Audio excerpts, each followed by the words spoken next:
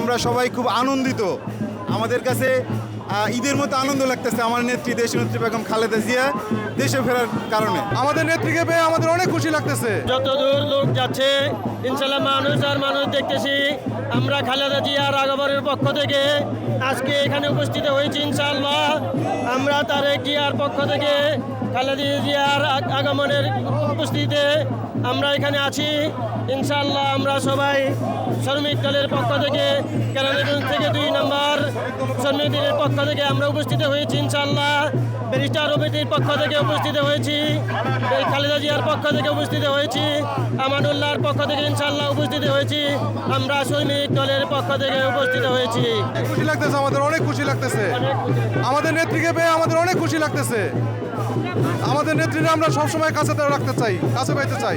আমার নেত্রী দেশনেত্রী বেগম খালেদা জিয়া দেশে ফেরাতে আমাদের কেরানীগঞ্জের থেকে 4বার নির্বাচিত সংসদ সদস্য, ডাকসুর সাবেক ভিপি, সাবেক মন্ত্রী আলহাজ আমানুল্লাহ আমান ভাইয়ের পক্ষ থেকে লাল গোলাপ শুভেচ্ছা জানাচ্ছি। এবং আমাদের নেতাদের মনে একটা নতুন স্পৃহা, কর্মস্পৃহা সৃষ্টি হয়েছে এবং আমরা সবাই খুব আনন্দিত।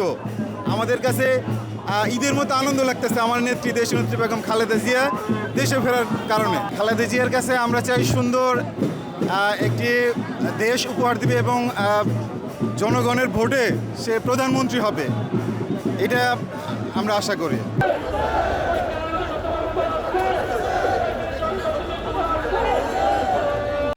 ব্যাংকিং এর যে কোনো প্রয়োজনে কল করুন আল আরাফা ইসলামী ব্যাংকের 16434 নম্বরে।